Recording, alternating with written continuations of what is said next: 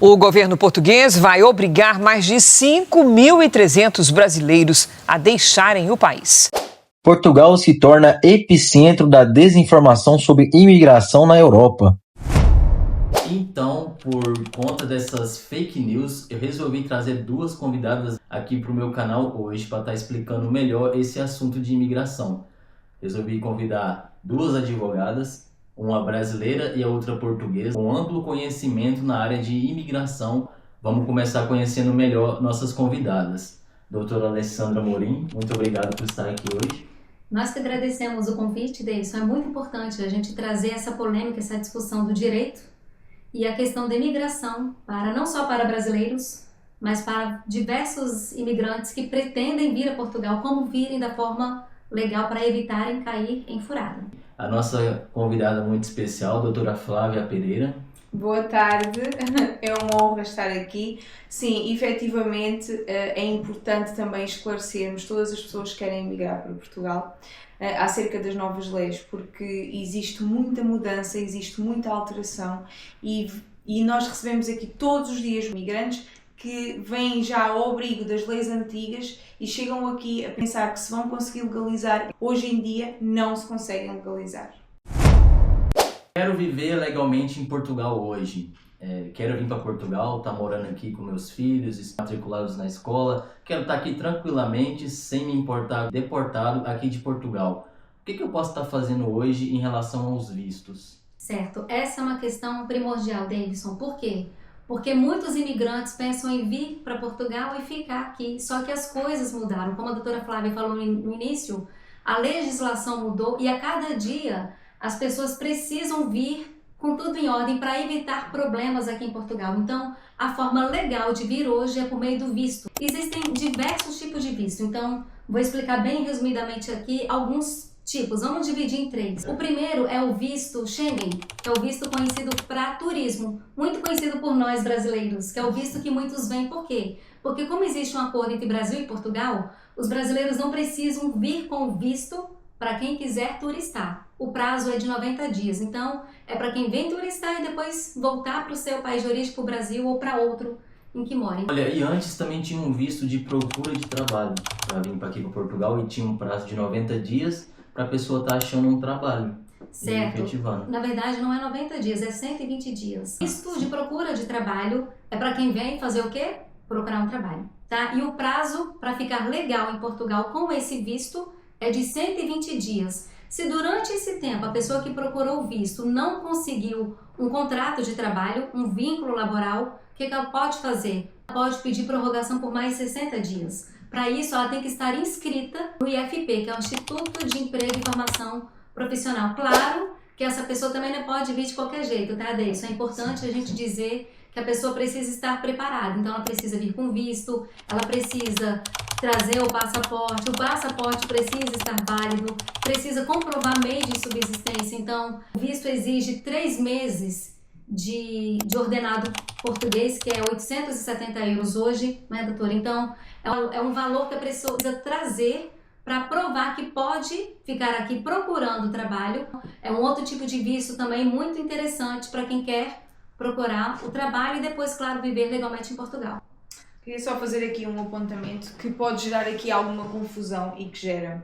Antigamente, quando se falava na procura do trabalho, em vir para Portugal para procurar trabalho, os imigrantes chegavam aqui, conseguiam entrar em Portugal, tínhamos a manifestação de interesse que já não existe e a pessoa, através do trabalho, desde que encontrasse um trabalho, conseguia legalizar-se através da manifestação de interesse.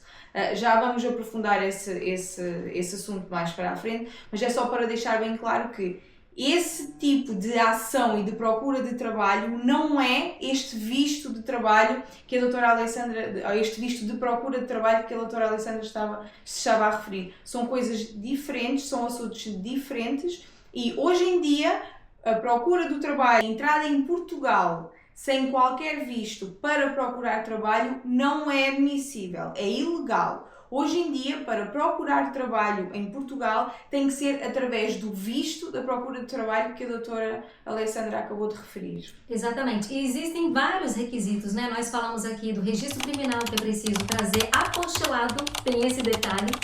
é preciso comprovar meio de subsistência, ou seja, ter o dinheiro na conta. Então, antes da pessoa vir, ela passa por uma empresa que é a VFS Global, que é a empresa que faz essa emissão do visto. Então, tudo isso tem que ser apresentado para a empresa. Então, por isso que a gente fala, as coisas estão muito diferentes. Não dá mais para vir de qualquer jeito e ficar. Exatamente. É preciso vir preparado. Por isso que a gente fala muito do planejamento e do preparo em todos os sentidos, emocional, financeiro e também na questão do visto para vir e viver legalmente em Portugal. Na parte dos vistos, falamos de vários vistos e também tinha um visto chamado CPLP. Esse visto ainda é válido, ainda existe? A CPLP é uma autorização de residência para pessoas falantes de língua portuguesa, né? Então, muitos brasileiros vieram e se valeram dessa autorização de residência. Mas hoje não basta a pessoa vir e achar que vai ter a CPLP aqui, que vai obter essa autorização. A pessoa tem que, na verdade, vir com visto. E aí eu recomendo fortemente a leitura. Quem, claro, tiver interesse mais sobre esse assunto, pode buscar o site VFS Global, que é o site que trata de todos os vistos para vir trabalhar, morar legalmente em Portugal. E ali tem todas as informações, porque é preciso preencher, mais uma vez, muitos requisitos. Então, outra forma também de regularizar a pessoa em Portugal, Deison, é por meio do reagrupamento familiar. E ele é um instituto muito importante, também muito interessante, porque às vezes a pessoa veio para Portugal para começar, para trabalhar, para se estabilizar e, claro, quer trazer a família. Então pode, no caso, trazer um filho menor, trazer a mãe, o pai, ou uma pessoa que seja dependente economicamente. Então existem critérios também que a lei fala, e aí uma observação importante, tá? Já adentrando ao assunto. A pessoa que está no país e vai solicitar o reagrupamento para a família, ele tem que ter um ordenado, um salário mínimo de Portugal, que hoje está em 870 euros. Para trazer um familiar, por exemplo, uma criança ou a esposa, ele tem que ter 0,5% do salário mínimo para a esposa. E para o menor, para um filho, 30%.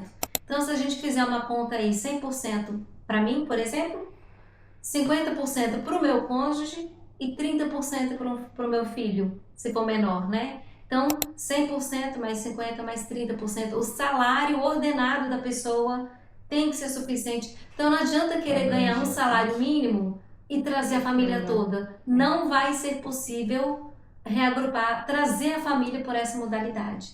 Por isso que a informação é importante. É o que nós estamos fazendo aqui. No processo de legalização em Portugal, quais são os documentos necessários para estar vivendo aqui em Portugal legalmente? Então, primeiro ponto, é preciso saber como é que você se vai legalizar em Portugal. Se já vem com visto, se não vem com visto, se vem com CPLP, como é que, não é? Como é que pretende se legalizar aqui, porque isso faz toda a diferença, pronto. De qualquer modo, para qualquer tipo de processo de legalização, é obrigatório termos o número de contribuinte, que é o mais conhecido por NIF, número de identificação fiscal. Isso seria... Que é o nosso CPF. Exatamente. Que é o nosso Exatamente. CPF do Brasil. Pronto, esse número de contribuinte não é preciso residir em Portugal, nem é preciso estar em Portugal para conseguir obtê-lo. Desde que tenhamos um representante fiscal, nós conseguimos obtê-lo mesmo através do nosso país. Essa identificação fiscal é essencial para conseguirmos residir em Portugal, trabalhar em Portugal, descontar em Portugal. Até mesmo, né, doutora? Até mesmo para abrir conta em banco, é preciso o NIF. É o CPF. É o CPF. Sem o NIF a gente não faz nada. Pronto. Depois, é preciso também ter o número de identificação da Segurança Social, que é o NIS, com 2 S. NISS. Então, este número hoje em dia já está muito mais difícil de se conseguir obter. Hoje em dia a Segurança Social só atribui este número de beneficiário a quem já tem contrato de trabalho e tem que ser muito bem justificado. Portanto, mais uma vez, sem visto é muito complicado de residir e trabalhar em Portugal. Eu acrescentaria também o número de utente, que é outro documento também que a gente precisa, né, doutora? Que é para ter acesso aos hospitais. O Davidson falou aqui, fica doente, fica enfermo, como é que faz? Exatamente. Ou se a pessoa vem, aí a gente volta lá no turista, se o turista vem para turistar e passa mal, precisa do hospital, ele tem um PB4, que é um documento que ele já tem que trazer do Brasil. É isso. Agora, se a pessoa vem morar, ele já precisa de ter um outro documento que é o número de utente. Por isso que, mais uma vez, eu bato na tecla, tem que vir legal, tem que vir correto, que é para poder ter facilidades para obter esses documentos, o NIF, o NIS e o número de utente. Exatamente. Então são esses 3 documentos os principais Sim. que precisamos ter aqui em Portugal. Além do visto, como é óbvio. Não Exatamente. venham para Portugal sem visto. E sobre a manifestação de interesse, ela foi mesmo extinta? É possível fazer? Posso vir como turista e fazer manifestação de interesse? Não. Acabou. Não. Já não é possível. Então, para quem não sabe, acredito que a maior parte das pessoas saibam, mas para quem não sabe, a manifestação de interesse é um procedimento de legalização em Portugal que foi revogado em junho de 2024.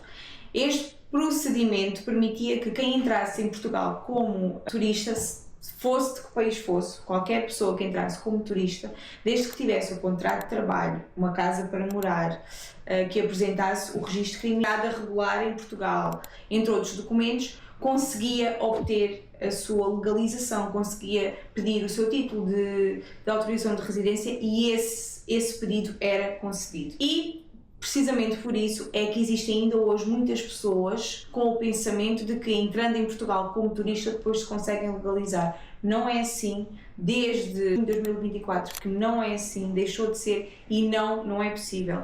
Tirem isso da ideia, porque se vêm para cá sem um visto ou sem algum familiar, qualquer outra forma de se legalizarem, não venham com a manifestação de interesse na cabeça, não venham com a ideia de que é só arranjar um trabalho e vão se legalizar, porque isso não é possível e vão ter que voltar para o vosso país. Essas pessoas, o que aconteceu? Quando a manifestação de interesse foi extinta da noite para o dia, Davidson, a gente dormiu de um jeito e acordou sem a MI, a famosa MI. Então, o que o governo fez com essas pessoas que já trabalhavam e já contribuíam com o Estado? O governo deu uma, digamos assim, uma segunda chance, que foi o quê? Um regime transitório, exatamente para essas pessoas que não tiveram oportunidade de submeter a manifestação de interesse, mas para não viverem ilegalmente e para não terem que abandonar tudo que já tinham construído aqui, o governo deu uma, vamos dizer, uma colher de chá, uma segunda oportunidade, atenção, para essas pessoas que contribuíram antes do dia 3 de junho de 2024. Então, essas pessoas que chegaram em Portugal, tinham contrato, trabalhavam e contribuíam com o Estado, podem pedir para se legalizarem, terem autorização de residência por meio de um novo estatuto, que se chama regime de transição, um regime transitório, exatamente para ajudar essas pessoas que não sabiam dessa urgência da MI. Então, é uma alternativa. Eu gosto muito de falar desse assunto, Davidson, porque tem muita gente que está irregular no país, mas que contribuiu com o Estado e que tem como se legalizar por meio de qual estatuto? O regime de transição. Mas lembrando, para quem morava em Portugal e contribuía com o país antes do dia 3 de junho de 2024. E depois dessas pessoas que vieram para Portugal e não contribuíram, foram aqueles... Vou colocar o exemplo dos brasileiros, 5.300 brasileiros que foram notificados para deixar o país, e mesmo esse povo que não conseguiram contribuir para o Estado? Não só. Podem ser também pessoas que não reuniam os requisitos mínimos para que fosse concedido o pedido de autorização de residência, por exemplo, ou não tinham um contrato de trabalho válido, ou verdadeiro, porque também aconteceu muito, ou não tinham alojamento também válido ou verdadeiro, entre outras coisas, não é? Tem muito a ver não só nessas situações, mas em todas. Tem a ver com a análise do próprio pedido em si e se reúne os requisitos ou se não reúne, não é? Exatamente. Se não reúne, se não teve uma entrada legal em Portugal também, quer dizer, temos aqui muitas... Exatamente. Todos esses requisitos, mesmo ao abrigo da manifestação de interesse, têm que ser cumpridos. Houve muita fraude no caso. Houve. E isso é interessante, não é só aqui em Portugal que está com esse projeto de extinguir a imigração ilegal. Tem vários outros países. Claro, pode ver os Estados Unidos também está mesmo na frente sobre essa questão. Esse requisito de imigração ilegal é bom ser extinguido porque acontece muito tráfico humano. Pode acontecer muito tráfico humano, as pessoas virem para cá, virem enganadas. Falar, vem para cá que eu vou te dar alojamento, vou te dar contrato de trabalho. E também, imaginemos, tudo o que aconteceu, seja nos Estados Unidos da América, em Portugal e na Europa em geral, assistiu-se efetivamente a uma imigração descontrolada. E o que é que acontece? o país não tem recursos para tantas pessoas. Por exemplo, em Portugal, assiste-se a uma sobrecarga, e eu arrisco-me a dizer um caos, por exemplo, no sistema de saúde pública. O nosso Sistema Nacional de Saúde está entupido, por exemplo, Portugal. E porquê? Porque Portugal não tem capacidade para assistir tantas pessoas, os nacionais, portugueses e os imigrantes. E isto acontece na Europa, acontece nos Estados Unidos da América. Então, o facto de nós termos a necessidade de controlar a imigração não é porque não queremos imigrantes, não tem nada a ver com isso. Tem mesmo a ver com o facto de que nós precisamos de conseguir dar resposta e assegurar os direitos fundamentais de cada cidadão, seja ele português ou imigrante. E aí a gente vai para outras áreas também. A doutora falou muito dessa área da saúde, mas a gente pode falar também da crise imobiliária que a gente vive hoje em Portugal. Sim. Como é difícil conseguir uma morada aqui, como é difícil. Então, se não tem espaço, se não tem estrutura para todos, como que Portugal abraça e recebe essas pessoas sem fornecer estrutura? Condições básicas, como a doutora falou, os direitos fundamentais, que são os direitos à vida, à moradia, à dignidade. Em relação à imigração e à crise imobiliária, também podemos falar nessa parte que é sobre os arrendamentos de alojamentos aqui em Portugal, que seria aluguel no Brasil, alugar uma casa. O imigrante chega aqui, quer alugar uma casa, às vezes não acha, e está muito caro os arrendamentos aqui em Portugal. Por quê? Porque Portugal não dá conta de abraçar tanta gente que vem. Então, o país precisa de uma organização. Foi o que a doutora falou, não é que Portugal não queira receber imigrante. Portugal precisa de mão de obra, Portugal abraça e recebe, mas o país também precisa oferecer estrutura. Então, se o país não tem como oferecer médicos, não tem hospitais, não tem casa suficiente, sabe quando a gente fala de oferta e procura? Sabe quando a gente fala que tem mais necessidade do que oferecer? O país não consegue, e o país precisa oferecer, como a gente fala, um dos princípios do direito, o princípio da dignidade da pessoa humana. Precisa oferecer meios de condições de uma vida com qualidade. Então, para isso tem que ser tudo funcionado, sabe, Davidson? Então, foi o que a doutora falou, a questão da saúde, a questão da moradia, do arrendamento, não é? E questão de escolas. E aí a gente pode, olha, gastar horas aqui só falando sobre isso. Então, para o imigrante vir para aqui, para Portugal, o que ele precisa fazer para não cair em nenhuma irregularidade, para não sofrer nenhuma... O que a gente precisa estar aí mais atento? O imigrante não deve vir para cá sem procurar uma ajuda especializada. E quando eu falo de ajuda especializada, de um advogado. Ou o imigrante vai, pede uma informação, pede ajuda e por si só consegue tratar de todo o processo, ou então contrata um advogado. Porque vir para cá sem ter a certeza do que é que vem para cá fazer, de como é que vem para cá, é um grande risco. E aqui já vamos entrar por caminhos um pouco escuros, mas efetivamente existe muito tráfico humano ainda hoje. E é isso. Ou consulado, obviamente que é uma entidade credível, ou procurar um advogado. E há outra questão sobre os advogados. Existem muitas pessoas na internet a fazerem-se passar por advogados e que não são advogados. Pessoas, empresas. Para já não existem empresas de advogados. Existe ou advogado ou sociedades de advogados. Não existem empresas de advogados. Não é permitido. Para se certificarem de que a pessoa é realmente advogado, vão ao site da Ordem dos Advogados Portugueses e pesquisam pelo nome, pelo número da cédula, solicitam, só para terem a certeza de que não estão a ser enganados, porque existe muito, tenham cuidado, existe mesmo muitas pessoas, muitas entidades a enganar os imigrantes. E com as novas leis, como que funciona em relação ao imigrante chegar em Portugal hoje e querer abrir uma empresa? A pessoa não pode chegar em Portugal e querer abrir uma empresa, ela tem que vir com visto, tá? Mais uma vez, e o visto, existe um visto específico, o visto D2, que é um visto voltado para pessoas que querem montar um negócio, querem abrir uma empresa em Portugal. Então, para quem quer ser sócio, para quem quer atuar como freelancer, existe essa possibilidade do visto D2. Claro que, mais uma vez, tem que preencher os requisitos e tem que ter ali um plano de negócio, tem que fazer tudo estruturado, né? E tudo muito certo, não só com visto, mas para que as coisas funcionem bem aqui em Portugal, né? E para isso, claro, é preciso todo um preparo antes, durante e depois. Sim. E é importante mesmo a gente pensar na questão da empresa. Como é que funciona a empresa aqui em Portugal? Em Portugal temos vários tipos de empresa, tudo tem a ver com o nosso objetivo, com aquilo que nós pretendemos alcançar. E na constituição da empresa nós precisamos de ter um local que será a sede da empresa, precisamos de saber qual será o capital social, se vai ser 1.000 euros, 10.000 euros, 100.000 euros, precisamos de saber quantos sócios vamos ter, se vai ser uma empresa unipessoal, ou seja, só com uma pessoa, só com um sócio, se vai ter mais sócios.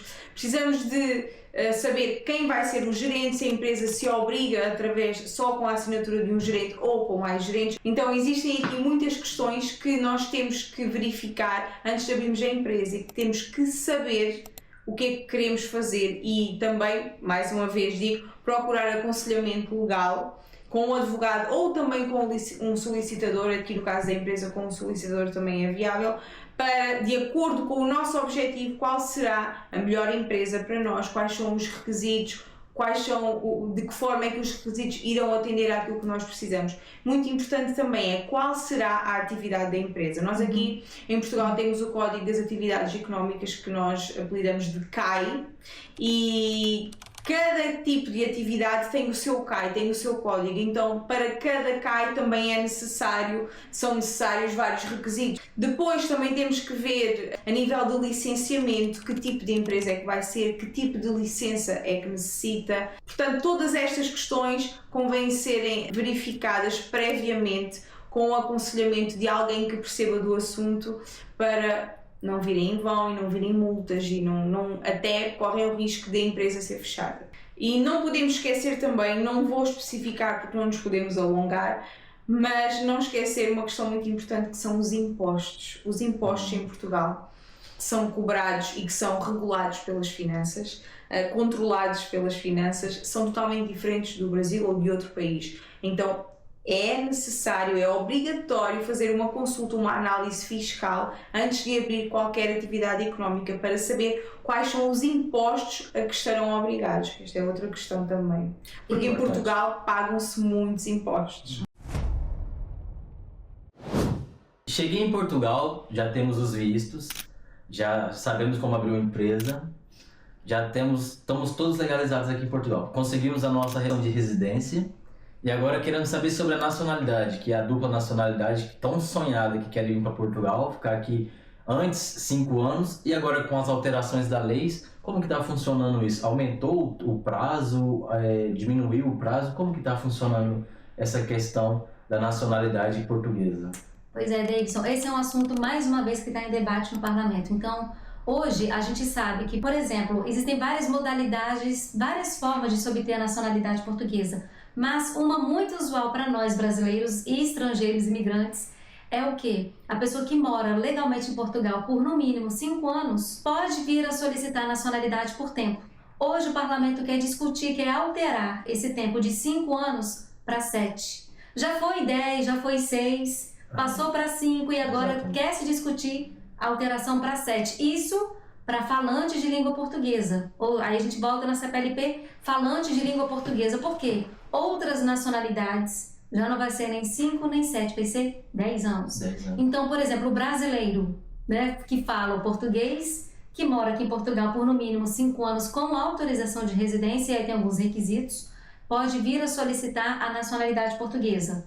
Hoje, com 5 anos. Se a lei mudar, vai ser para 7. Ah, então a lei não foi mudada ainda. Ainda não, mas está no parlamento e pode ser que mude agora a partir de outubro. Entendi, por conta que tem muitas pessoas falando que já foi alterada a lei. Não. E foi para 7 anos para pessoas que falam português e 10 anos para outros tipos de imigrantes, outros países. Ainda não foi alterado. Então fica aqui uma dica, tá? Mesmo no parlamento. A pessoa que tem esse tempo legal, que acha que tem cumpre os requisitos, corre atrás. Não perca tempo, porque senão vai ter que esperar 7 anos. E com as novas leis, quais são as outras alterações mais que tem em relação aí à nacionalidade portuguesa? Ok, outro ponto também que está em debate é o fato da pessoa que nasce em Portugal vir a ter o direito de ser um cidadão português. Hoje a lei fala que os pais têm que ter no mínimo 1 ano de residência em Portugal. A proposta de lei, de alterar a lei, é para 3 anos. Sim. Portanto, não mais 1 ano, mais 3. Então, é uma outra questão também que a gente entende que vai dificultar a vida do imigrante que quer viver regular em Portugal. Olha, desde já eu quero muito agradecer minhas convidadas especiais, doutora Flávia Pereira. Obrigada, foi um gosto estar aqui. Obrigada pelo convite, Davidson. É muito importante nós conseguirmos esclarecer todas as pessoas que querem emigrar e também as pessoas que já estão aqui em Portugal, os imigrantes que já estão aqui e que têm dúvidas, que não sabem como se regularizar ou como trazer familiares ou até como pedir a própria nacionalidade. Então é importante porque existe muita desinformação. A própria comunicação social, as redes sociais trazem muita desinformação, trazem muita confusão e as pessoas não sabem, ficam um pouco perdidas já acerca destes temas. Então é importante porque estamos a tratar aqui de direitos das pessoas, estamos a tratar aqui de garantir a dignidade das pessoas e isso é fundamental, como a própria Constituição diz. Exatamente, é um assunto muito sério. Advogada Alessandra Morim. Quero agradecer, Davidson, a honra, o privilégio de podermos discutir assuntos tão importantes para os imigrantes que querem vir legalmente. Então, a nossa dica, venham preparados. Não venham de qualquer jeito, porque o custo acaba sendo muito alto. É um sonho e a gente não pode deixar nossos sonhos para trás. Então, a nossa recomendação é venham preparados, bem, com tudo organizado, porque Portugal é um país lindo.